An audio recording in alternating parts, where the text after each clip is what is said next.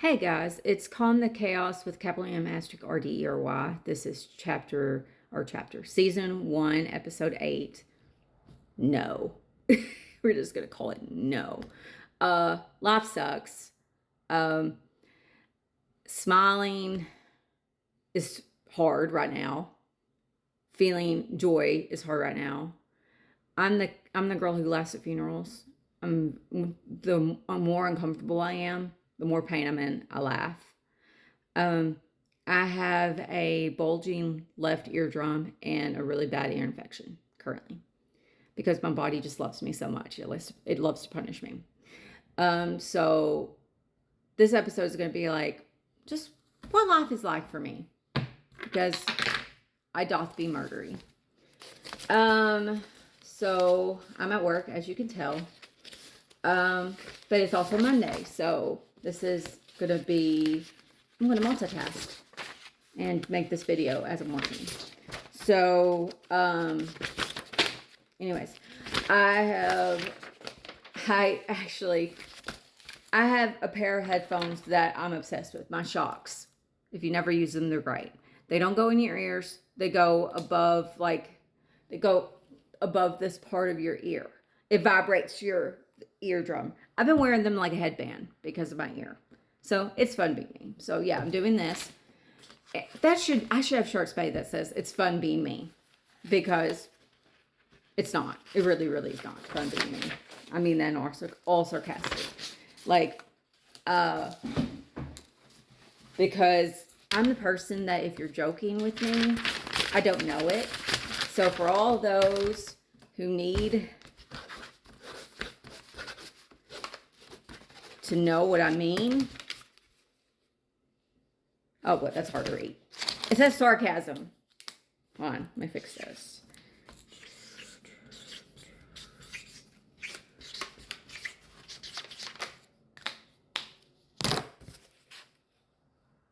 That's sarcasm, but backwards. I'll try to fix that for y'all. I'll try to make it where it's not inverted. If I remember how to do that. I don't know if I remember how to do that, but I'll figure it out. Anyways, so I've been reading, trying to. Anyways, vertigo is vertigoing. But I got medicine for the vertigo. I also got medicine for my ear infection. I'm on antibiotics and steroids, but antibiotics and steroids take a minute to work because it's medicine and it's not like a quick fix.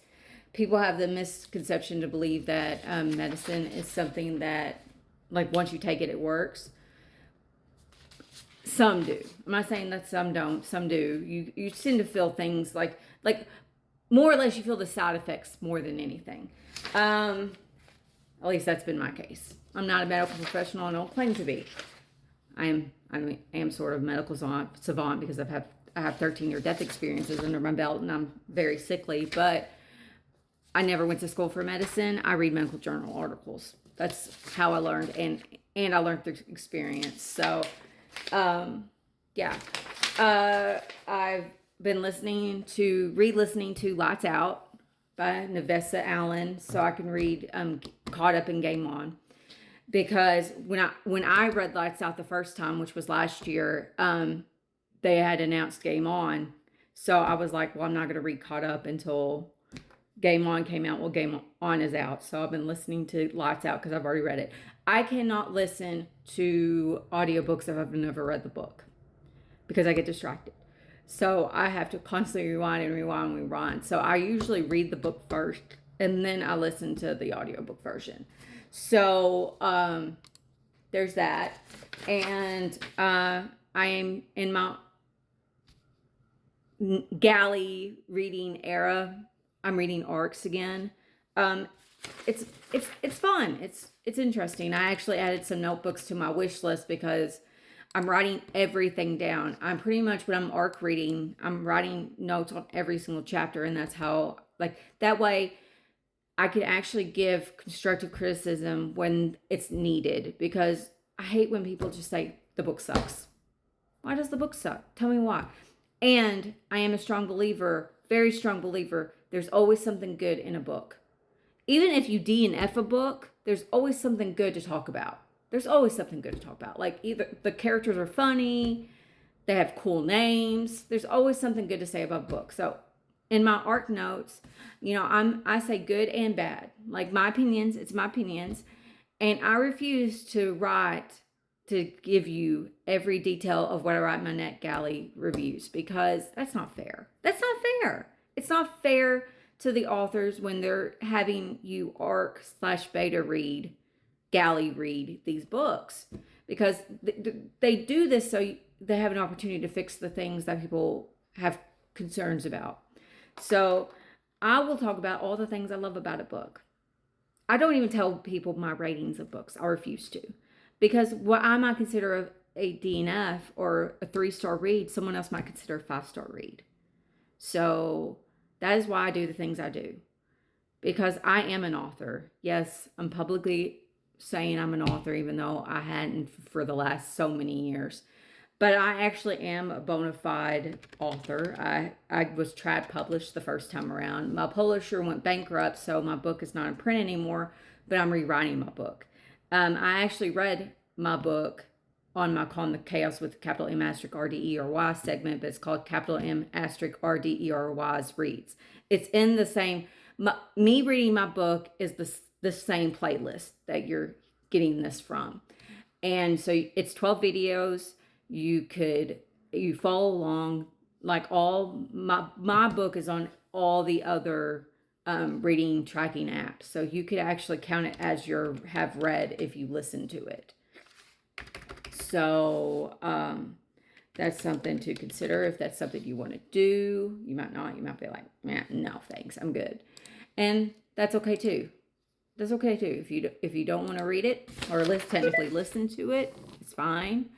You're not going to hurt my feelings. It's just the opportunity is there for you. And I've been playing Starfield on PS5. That's made me a little bit capital M asterisk RDERY because the game keeps crashing. But that's what happens when a game is released for the first time on a platform. Like a good chunk of these games that are like come out, they're brand new on, like, for example, PlayStation, they still have a lot of bugs they got to work through. And that's why they make patches.